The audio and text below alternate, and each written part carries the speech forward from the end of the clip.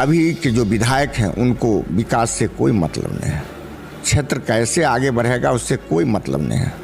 हम अपने कार्यकाल में हमसे पहले 8 विद्यालय में केवल हाई स्कूल की पढ़ाई होती थी। मतलब ये पूरे 8 हाई स्कूल ही हमारे पूरे क्षेत्र में था 15 से पहले। और एक एक करके धीरे धीरे सभी विद्यालय को हमने हाई स्कूल में, सभी पंचायत में एक एक विद्यालय को हमने हाई स्कूल में परिवर्तित करवाने का काम किया। लेकिन जनता की मूलभूत समस्या जो जल की है, अभी आप चले जाइए, सबसे पहले ओझोल में कई वार्ड में नल नहीं चल रहा है। वो खराजपुर पंचायत में कई वार्ड में नल जल योजना काम नहीं कर रहा है।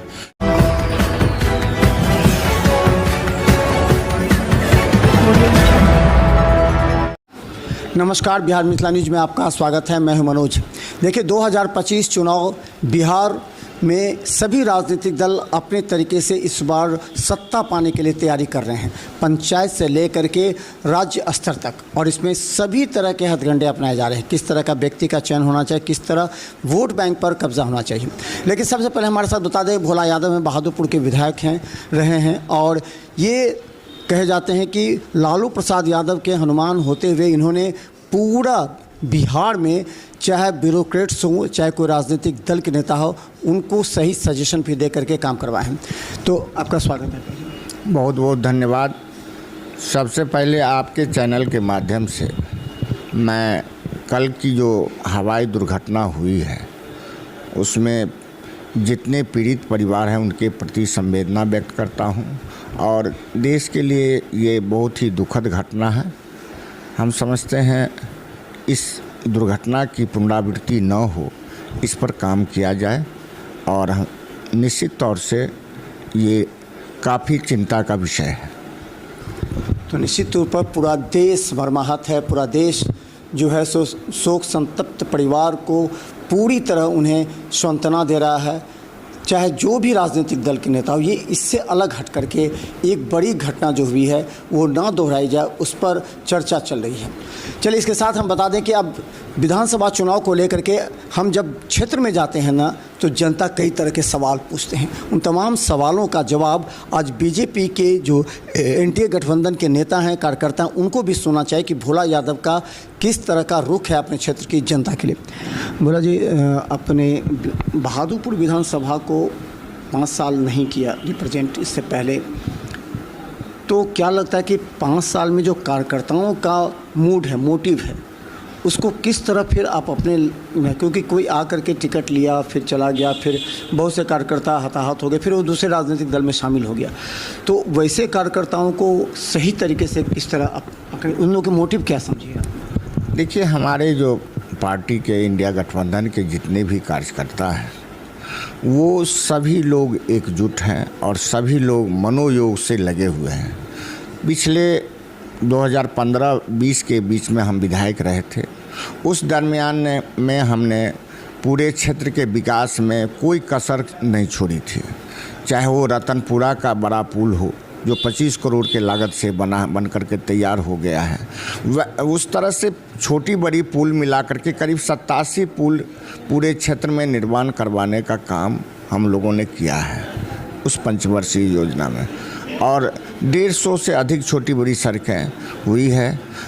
करीब हम समझते हैं कि 6 सड़कें जो ग्रामीण कार्य विभाग का था उसको PWD करवाने का काम हमने किया था, जिसमें तारालाही सिमरी पथ है, में ये अशोक पेपर मिल से विदेश्वर स्थान वाली पथ है, देखली से सिसौनी पथ है।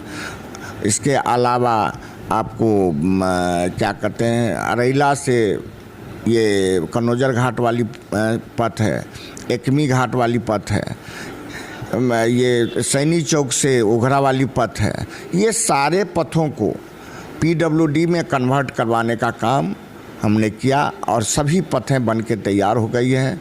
आज स्थिति ये है कि बहादुरपुर विधानसभा के बहादुरपुर प्रखंड और हनुमान नगर प्रखंड में किसी भी तरफ जाने में आपको कहीं भी रोड खराब नज़र नहीं आएगा।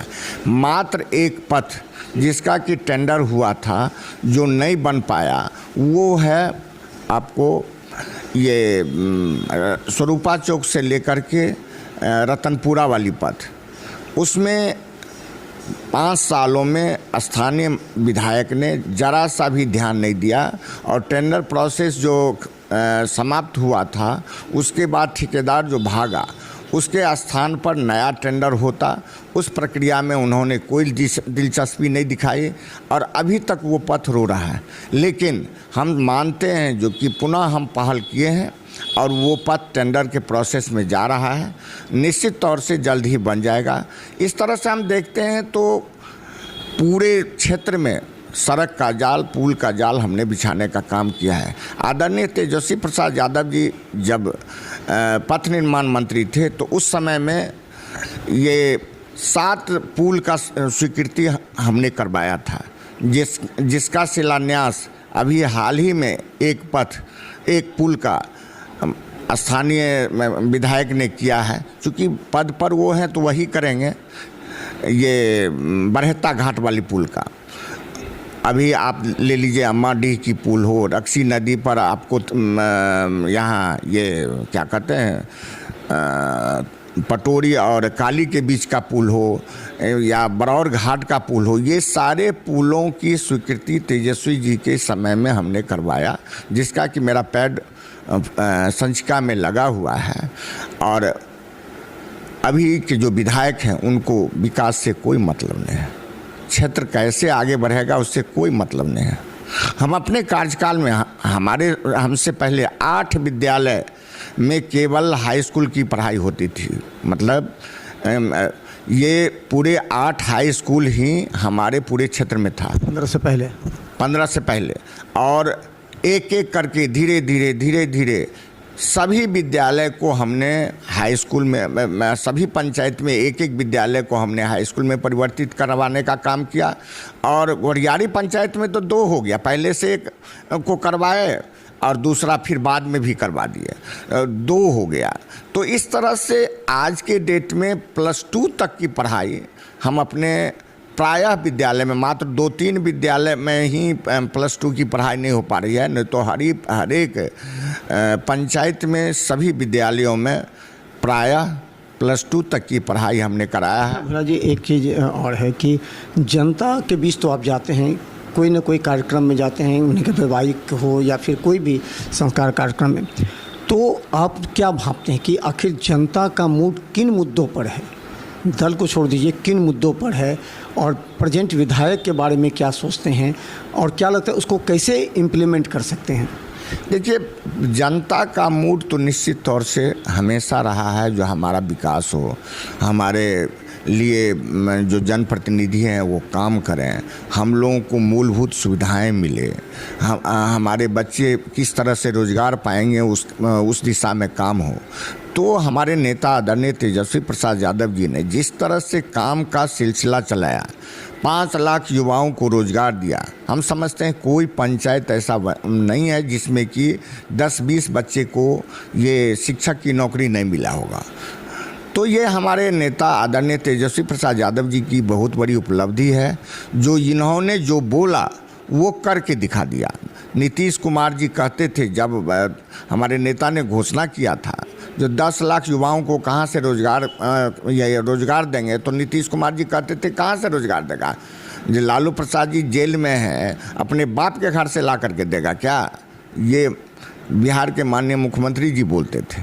और उसी मुख्यमंत्री के नेतृत्व में डिप्टी सीएम रहते हुए उन्होंने ये साबित कर दिया जो हमारे अंदर इच्छा शक्ति का अभाव है। यदि इच्छा शक्ति पैदा करेंगे तो कोई भी काम कठिन नहीं है और हमारे नेता ने दिखा दिया इस बात। स्थानीय मुद्दा क्या है? जैसे कि बाढ़ अब नहीं आ रही है क्षेत्र में, तो सिंचाई की संसाधन उपलब्ध कराना, उसके लिए बिजली जो उपलब्ध कराए जाते थे उसको आपने जब पूरा सर्वे किया होगा, चाहे जल नल योजना हो, जल नल योजना में अगर मान के चले 12 वार्ड में 4 वार्ड में पानी नहीं हो रहा तो 4 वार्ड के 4000 वोटर तो एग्रेसिव हैं। निश्चित तौर से अभी जो सबसे बड़ा समस्या है पूरे क्षेत्र में, जब हम घूम रहे हैं तो देख रहे हैं सबसे बड़ा समस्या है जल नल का योजना। बिहार सरकार ने चापाकल योजना बंद करवा दिया।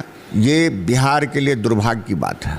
और हम समझते हैं जनता जल के लिए त्राहिमाम कर रही है, लेकिन सरकार की कुंभकर्णी नींद नहीं खुल रही है। स्थानीय विधायक को जरा सा भी चिंता नहीं है जो जनता हमारा कैसे पानी पिएगा। मंत्री बने हुए हैं, उनको सिर्फ अपने ऐशो आराम, अपने संपत्ति का विकास, अपना विकास नज़र आता है, लेकिन जनता की मूलभूत समस्या जो जल की है, अभी आप चले जाइए, सबसे पहले ओझोल में कई वार्ड में नल नहीं चल रहा है। वो खराजपुर पंचायत में कई वार्ड में नल जल योजना काम नहीं कर रहा है। आप अहिला गांव है, अहिला गांव में टैंकर से पानी मांगा जा रहा है। कल हमने जिला में बात करके टैंकर से पानी भिजवाने का प्रयास किए। आपको बसंतपुर में चले जाइए, ये बिहुनी अंदामा पंचायत में चले जाइए, हमारे मेकना बेदा पंचायत में चले जाइए, टीकापट्टी देखली पंचायत में चले जाइए, सब जगह जल के लिए हाहाकार है। और जिला प्रशासन को भी तत्पर होना चाहिए, वो तत्पर नहीं हो पा रही है। स्थानीय विधायक को तो इस सबसे कोई लेना देना ही। अच्छा, ये सिंचाई के लिए क्या हो, क्योंकि ज़्यादा इस क्षेत्र में बहादुरपुर और हनुमान नगर ज़्यादा किसान क्षेत्र है, तो किसानों के लिए क्या समस्या है, उसको आप जब बीच में जाते हैं तो किसान किस तरह की समस्या सुना? देखिए, सबसे पहले किसान का सबसे बड़ा समस्या ये है जो सिंचाई का समुचित साधन उनके पास नहीं है। ईश्वर के भरोसे वो लोग काम करते हैं, जो वर्षा होगी तब रोपनी करेंगे, वर्षा होगी तब बीज गिराएंगे। ये सब चीज़ें किसान के साथ है। ये कोसी नहर परियोजना जो लाया गया, यहाँ के मंत्री रहे संजय झा जी, वो लंबा लंबा हाँके, लेकिन कहीं कुछ किए नहीं। कोसी परियोजना का नहर आज भी सूखी है, कल भी सूखी थी, और न जाने वो परियोजना किस काम के लिए बनाया गया। जो नलकूप की व्यवस्था है वहाँ तक समुचित बिजली नहीं पहुँच पा रही है। बिजली विभाग किसानों को परेशान कर रहा है, और रहा लोड शेडिंग के नाम पर घर को बिजली दे रही है, लेकिन किसानों को बिजली समय पर नहीं दे पा रही है, जिसका नतीजा है किसानों को भारी परेशानी का सामना करना पड़ रहा है। कनेक्शन लेने के लिए किसान जाते हैं, महीनों इंतजारी कराता है, फसल का समय बीत जाता है, लेकिन पोल गाड़ के उनको ये नलकूप तक कनेक्शन नहीं पहुंच पाता है। ये सारी समस्या हैं। हम क्षेत्र में जब घूमते हैं तो 3 दिन पहले ही हम गए थे कोकट में लोगों के साथ भारी समस्या है, जो अभी तक 3-4 पोल की ज़रूरत है, उसके चलते उन लोगों को कनेक्शन नहीं मिल पा रहा है। ये सब चीज़ें हैं।